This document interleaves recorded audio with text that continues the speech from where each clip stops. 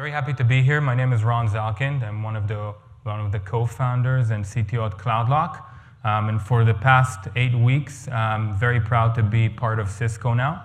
Hello to my Cisco friends in the back.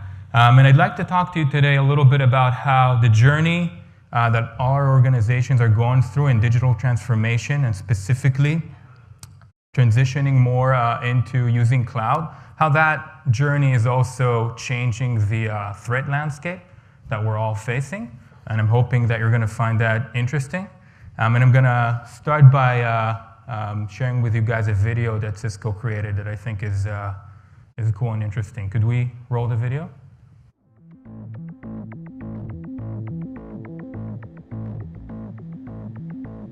How did you decide to become a hacker? Well, I'm not really sure what it means to become a hacker. That's like some guy in a hoodie who types really fast and stays up all night writing code and cracking passwords. It's not me. I just spy on people and see what makes them click. It's not a bad job. Mark Hanning, CEO of Qualicart, set to report earnings after their blockbuster IPO. So you consider this a job? I put a lot of work into this. I'm not lazy. It takes research to figure out the key players, learn all about them, their families, their friends, what they care about. You have to understand the company's organization. I get a lot of my information from the sales department because they're always so quick and eager. They're hungry. People trust too easily. They don't look at the details. I do.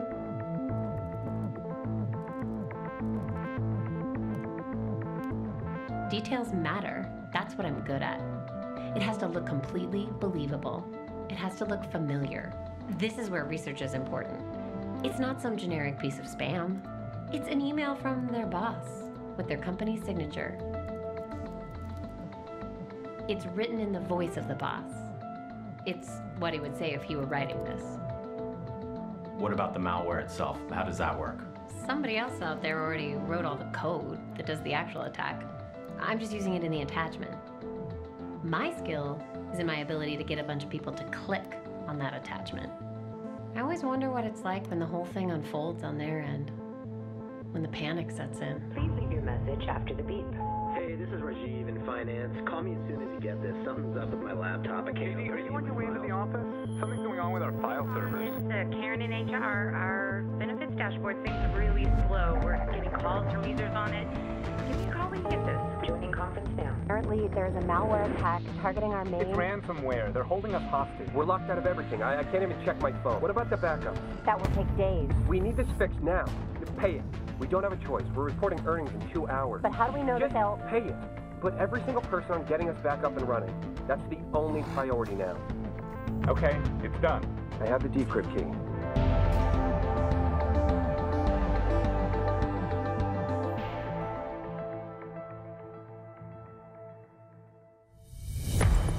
Mark, we have a big problem. The ransomware was just to distract us. They got inside. They got everything. Customer data, financials, everything. Qualicart is reeling today from the news that hackers have released the personal information of nearly The 2 Nasdaq million closed customers. lower today, led by Qualicart, which was down 14% on news that their recent data breach may be far worse than the company Its stock originally fell to a acknowledged. new all-time low on news that CEO Mark Hanning is stepping down after what is turning out to be one of the worst breaches of personal information in recent history. Do you feel bad about releasing the personal information? All the financials? All the money that was lost? All I did was get the files. I'm not the one that decided to release them. I'm not the one that shorted the stock. Somebody else had their reasons for that. It's above my pay grade. I was paid to do a job, and I did it well.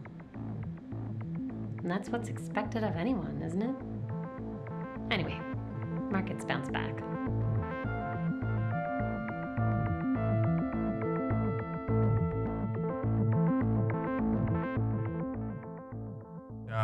I think the premise of the video is try to articulate visually how commoditized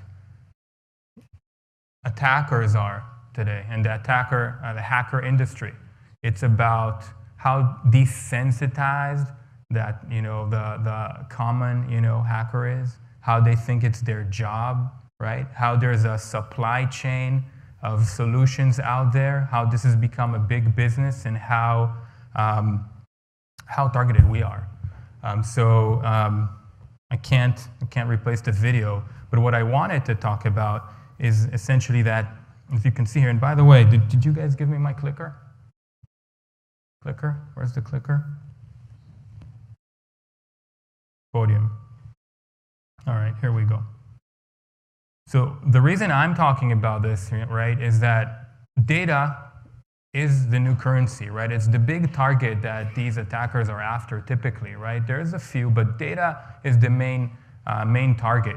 And the reason is, as businesses, typically we can't replace, very hard to replace, great people, and we're all, the output of what we do is the data that we have, right? The data runs our business, and that's why data is the new currency.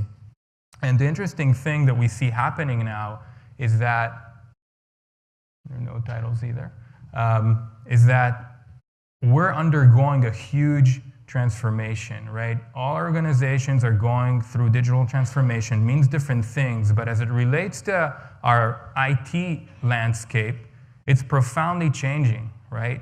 And your organizations are either partially there, all the way there. It is very common for me these days to talk to the CIOs and CISOs in here that there's a 2020 initiative where at least 75% of all infrastructure is going to move to the cloud. All apps are going to be SaaS apps, and there's a mobile-first or mobile-only initiative, right? So you can see here that we have our main business applications, right, are being consumed from the cloud. These are our CRM apps like Salesforce, marketing automation, lines of business apps, right? Our collaboration tools and document management, it's all going to the cloud. We have users who are roaming around, bringing their own devices or bringing their own apps, right? Self-selecting how they work. And we have another critical element, I think Alicia before maybe touched on it. Our factories are going to the cloud. We're all now powering our businesses through software and running our software in the cloud, typically on somebody else's cloud, infrastructure as a service. So our facility is moving to the cloud. So you can see there's a huge uplift, right? And the data is taking off as well, right? A lot of our data now resides in that plane. And that also means that the threat landscape as it relates to trying to find that data, attack to get at the data is transforming as well. It's inevitable, right? So at CloudLock, we've been obsessing about this problem for years, right? And we have probably one of the most significant and interesting, I would say, cloud-centric data set around what users are doing, what types of data is out there.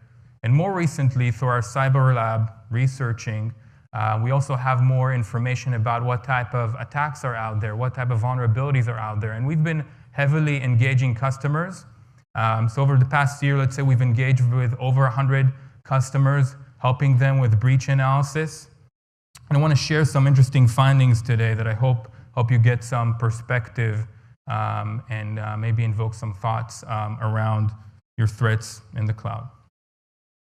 So think about maybe what this picture could represent.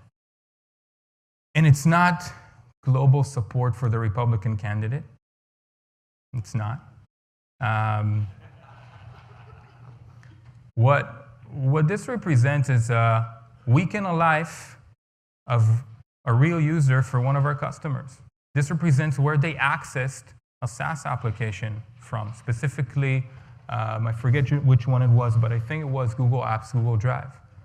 Now, I travel a lot for what I do, but I definitely don't visit 70 countries, right, in 1 week, okay? So clearly, right, this is not a healthy sign, okay? And what happened here is that this is actually higher ed organization, right, where one of their users, right, was exploited and attacked. And this represents actually a staged attack using botnet networks, right, obviously distributed across the globe, to actually get at information behind that user account, behind that SaaS application. So it turns out, once we investigated together with the customer, that higher ed, right, education, organization was generating a lot of sensitive intellectual property, a lot of research, right?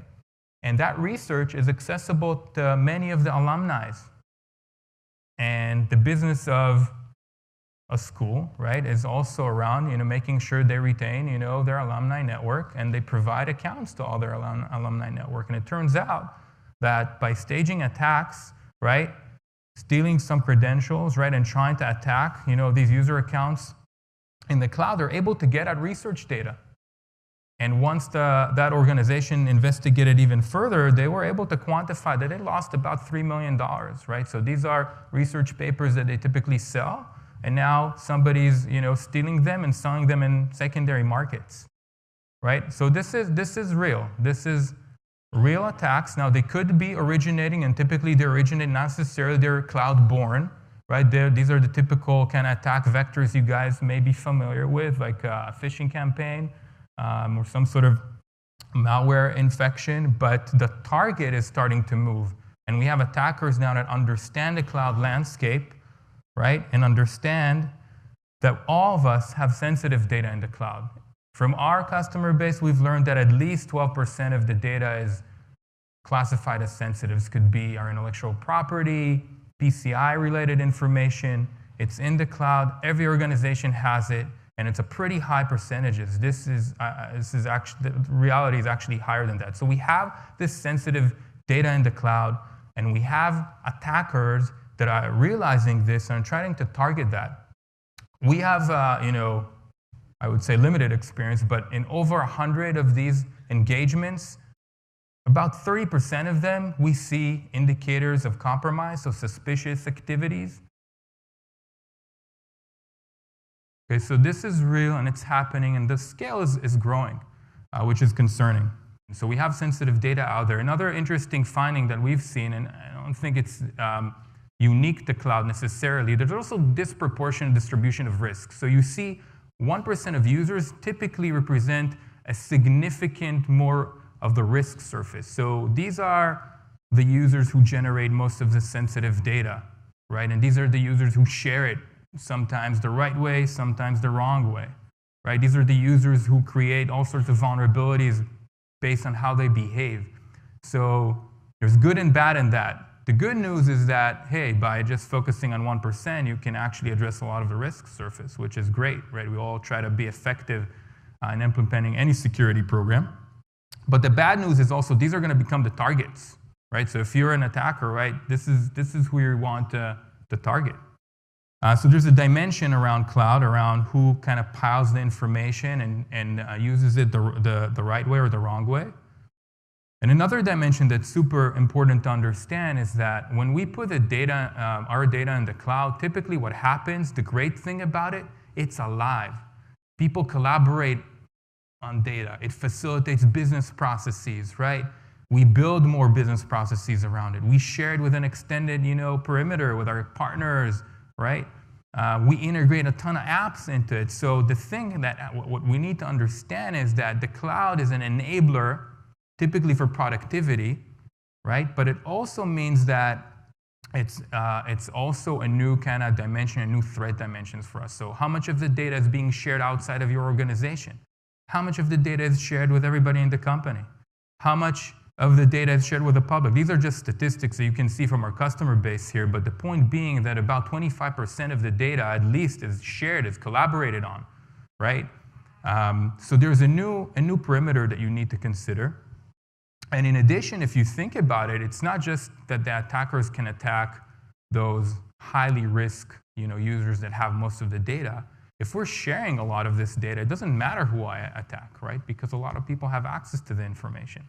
So as you think about the cloud, you need to understand that a lot of the sensitive data is there, and that you do need to educate and put some controls in place so that you can limit some of those exposures, right, around your risky data. Now, all of this is kind of to showcase that there's a lot of this is similar to the traditional kind of threats that you're facing today, right? Where's my sensitive data? Who's using it? What controls we put around it?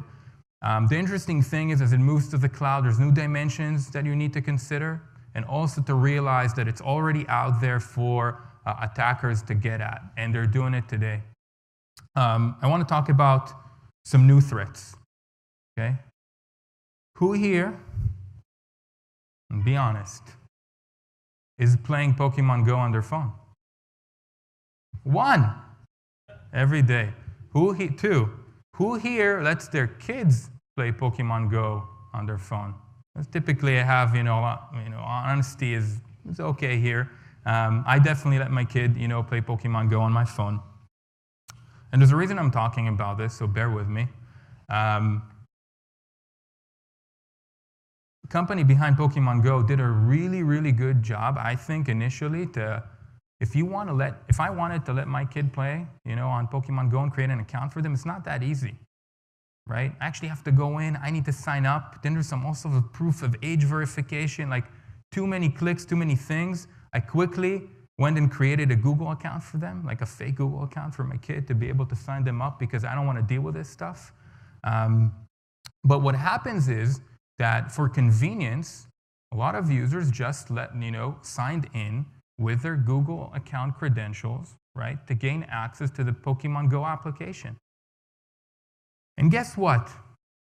Initially, when they rolled out the game, when you actually logged in and accessed, with your Google account, you effectively gave Pokemon Go, or the company behind Pokemon Go, full access to your Google account. Full access means that they can access your email, read your email, send emails on your behalf, read all your data on Google Drive if you store data there, everything.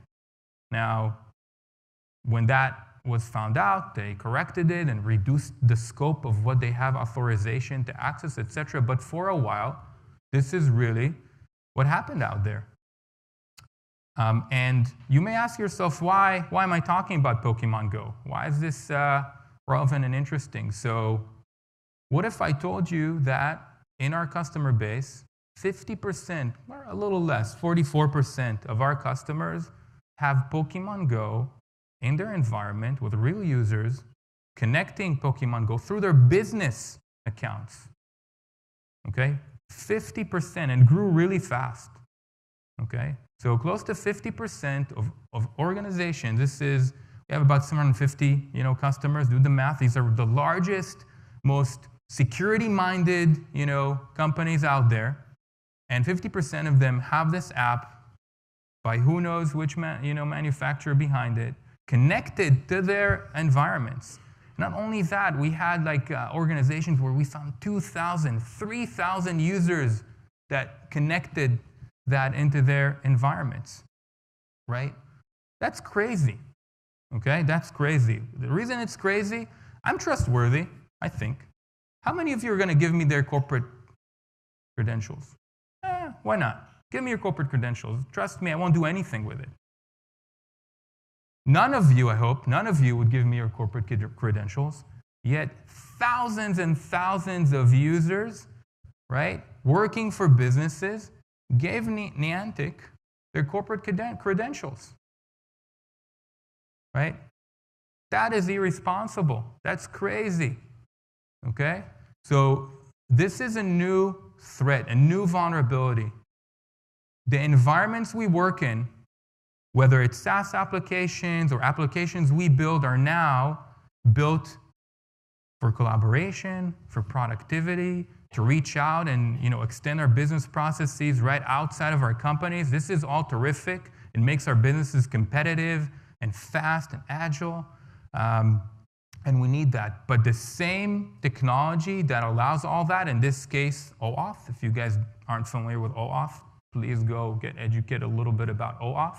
But essentially, it's a secure authentication authorization protocol that is powering all this mesh of connected cloud, right? So when I go in and I install an application that helps me to send email and track email and connects to my Salesforce so I can reach out to my customers and engage better, or if I am, installing some sort of email, reader, right, these days, they're all connecting to these SaaS applications via OAuth, right? And what happens, and this isn't a detailed technical diagram, as you can see, it's more conceptual, but what happens is that we are essentially giving our badge, right, to some other company.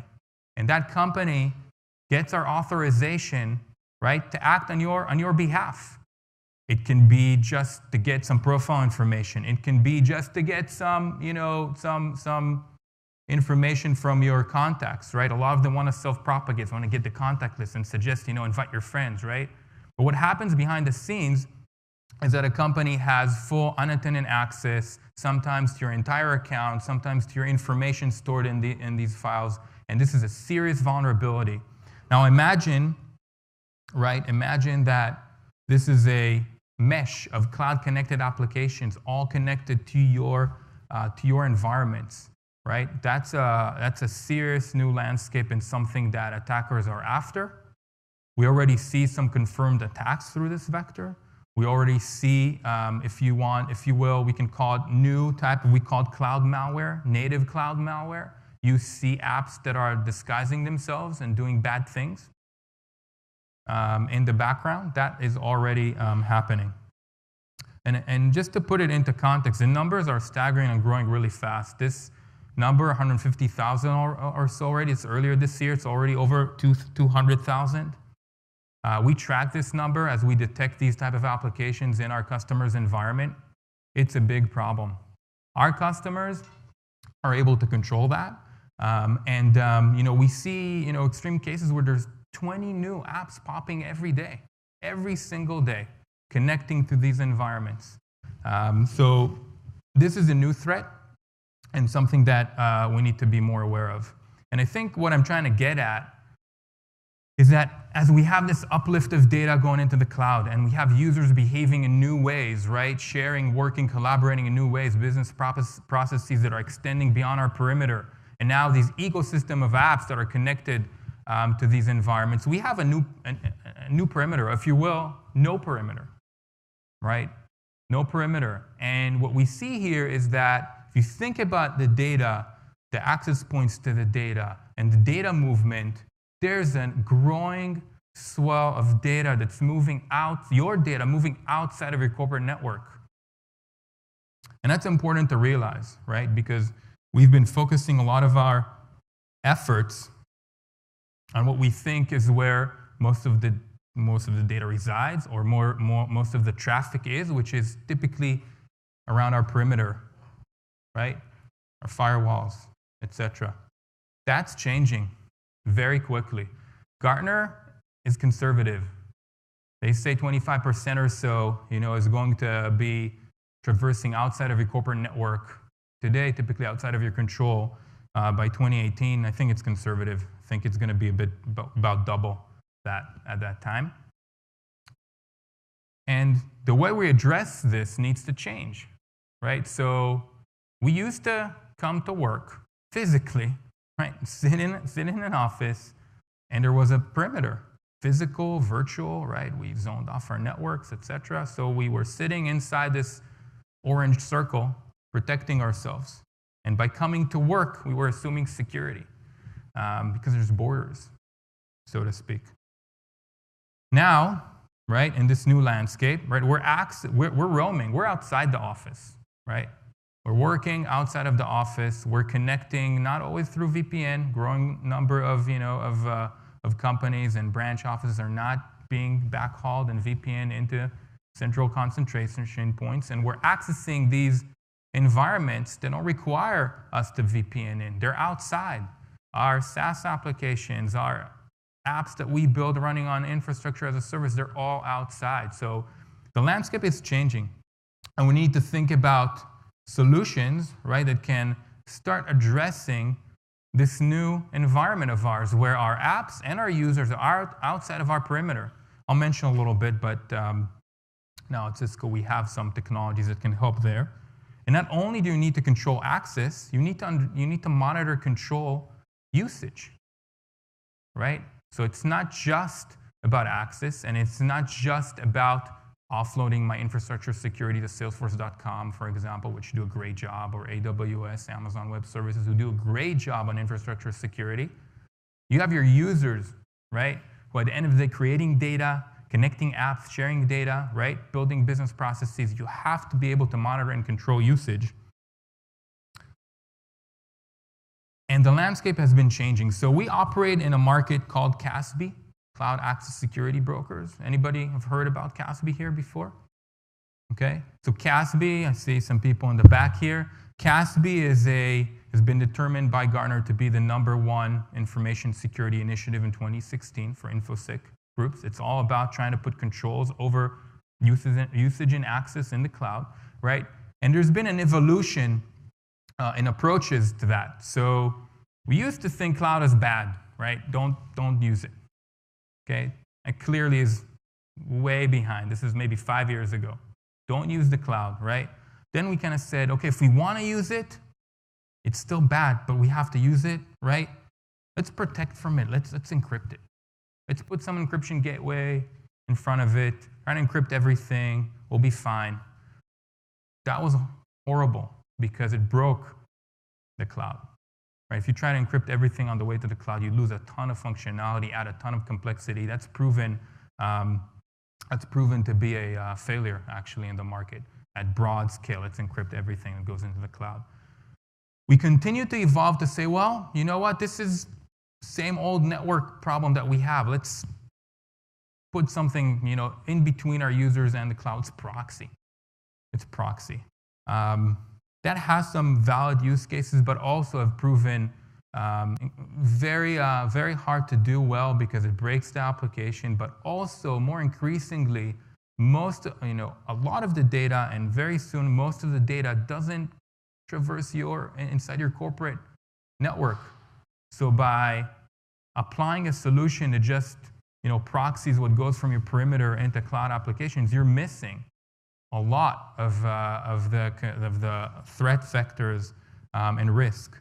And what's happening now is that the next phase is security in the cloud. Security in the cloud for data that's in the cloud means that we're able to attach to these environments, monitor your usage, right?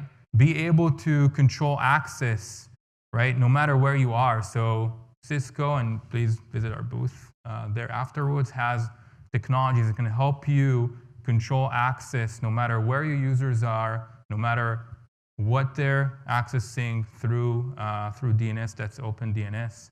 And there's a solution that helps you address some of the risk with CloudLock, and I'll talk a little more about that. When you think about monitoring, controlling usage of cloud applications, there's typically 3 key areas that you're going to want to control. Number one is, what are my users doing, right? What are they doing? What are they accessing? Is there suspicious activity? Do I have compromised accounts that I need to look at? So that's number one. Number two is, where's my sensitive data? Who's creating that? How it's being shared? How it's being used? Do I have the controls in place to restrict access to it? How can I reduce my surface area, my exposure, right? And lastly, it's all about what kind of applications we have out there, right? How do we discover them? How do we discover all these third-party connected apps that I mentioned, right? Those cloud-native malware. And what controls can we put in place to do that? So those are the 3 areas, monitoring your users and usage, identifying your sensitive data, putting controls over it, identifying third-party apps, that connected cloud, putting controls over that as well. The approach we've taken, and this is shameless plug for CloudLock, and there's other solutions, but we're the best. And now it's part of Cisco. We've built a cloud security fabric, right? It's a cloud service in and of itself, right? It runs in the cloud. And it allows you to extend protection to users and data in SaaS applications. More increasingly now, also to your apps that you build on AWS, and Force.com, and later on additional platforms. You want to extend the same type of controls for the apps your company are building in AWS, for example. And you want to make sure you can do that right when you orchestrate across your security solution ecosystem. We have way too many security solutions and don't integrate well with each other. So we help tie a lot of these solutions together. An example would be that you can detect sensitive user activity in a cloud application and block users trying to access that, right? Or step up authentication through your identity provider like Centrify or Nocta. Those type of security orchestration ecosystems that ties two solutions together, or three solutions together to provide you higher value. But at the core of what we do and what I'm excited about, that we can use the cloud to protect the cloud. So the same API endpoints that all these cloud providers provide, right? To be able to do device sync, right? To be able to provide interfaces for all these third-party applications. Those are the mechanisms that we use for protection. So if you think about what we do, we use the cloud, spin up endless compute resources, right?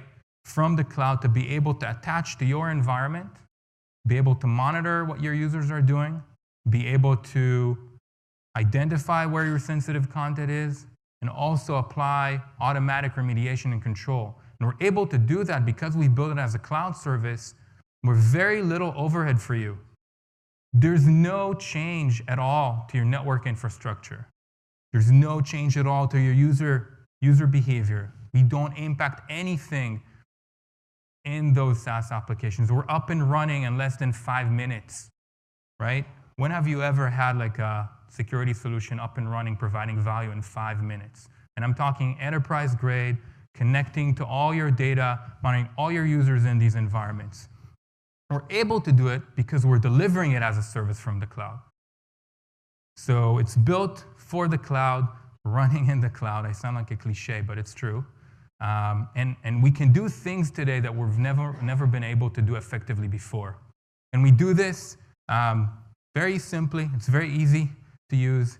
There's an open platform. It's also something we're focusing heavily at Cisco, opening up the platform so that you can extend it. You can integrate this. There's open APIs. You can integrate these events and alerts into your SIEMs, and you can integrate with it for advanced, reporting, and it's an open environment. So want to make sure, you guys, this isn't about freaking you out, so you don't use the cloud. Cloud is great. It's a business enabler, right? We run in the cloud. Our solution runs in the cloud. It's inevitable that it's happening. Huge organizations have a 2020 initiative all the way from government to big, retailers, to banks. Everybody's going to the cloud. You just have to be aware of the new threat landscape. Be educating your users. We're only as good as what we click at the end of the day. And that you pick a solution that helps you with visibility and control. I think that's just about it.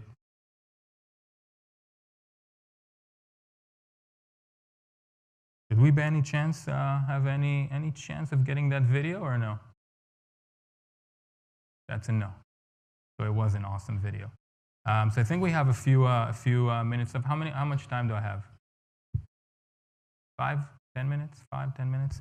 I was hoping I could get some of you guys to ask some questions.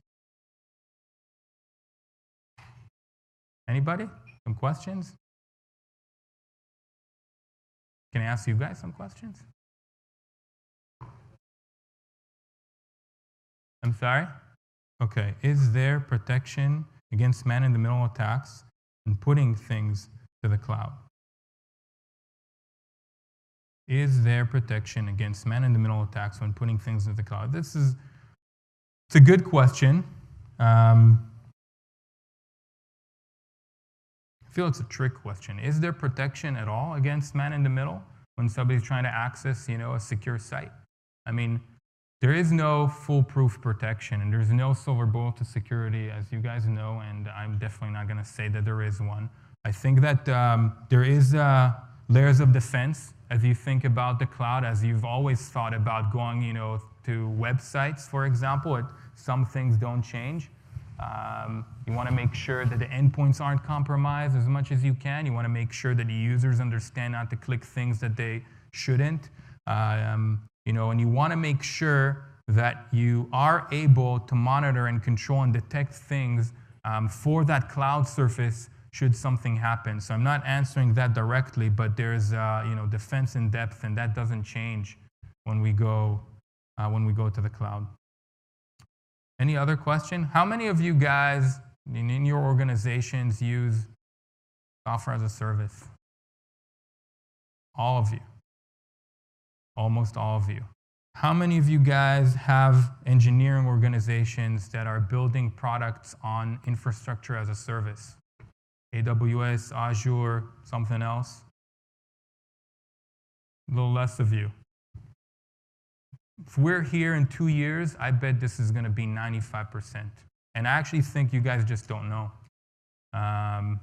You guys don't know about all the test servers or apps that are being built there. It's just because it's accessible. I think that's it. Any other questions, maybe? Nobody's brave? All right. Here we go.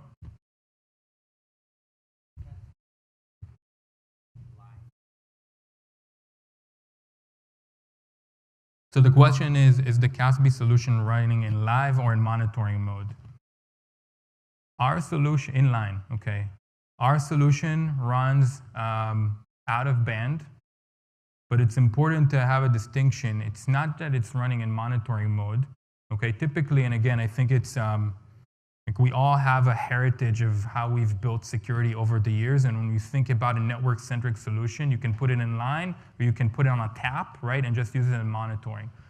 We view this a little differently, okay? The mechanism that we use to get ourselves in a point of monitoring and control is an out-of-band mechanism that exists today. It's a layer 8 mechanism. It's called APIs, right? It works at the application layer, okay? So we are not in line, but we're not just monitoring. So when we detect issues, right, we take automatic actions. We can restrict access. We can quarantine and encrypt. We can suspend users. We can integrate with other solutions that you have so that we have enforcement points across everything that we do. The benefit that you get is that it just works, and it scales, and it doesn't interrupt, and there's no network project in front of it. Having said that, there are cases where you do want some inline enforcement control. OpenDNS, for example, right? OpenDNS, which is also part of Cisco, allows you to leverage DNS, right, as an enforcement point to make sure, right, that you don't go to bad sites, or to make sure that you can identify command and control requests going out of your environment. So there are some solutions out there. But from a pure CASB perspective, we're an API-based solution that provides monitoring and control, but we're not in line. Does that make sense? What's our time to detection? So the question is, what's our time to detection? If we're not in line, how fast, right, can we detect something? So it's typically around the 10-minute time frame. It's typically around the 10-minute time frame. But to put it into perspective, right, we're talking about environments that are very large. So on a daily basis, we monitor over probably close to 12 million users, over 1.5 billion objects, 500 million events that are collected, daily. So I would say that, and there's some variability into that, but our target is about 10 minutes. Yeah. Good question.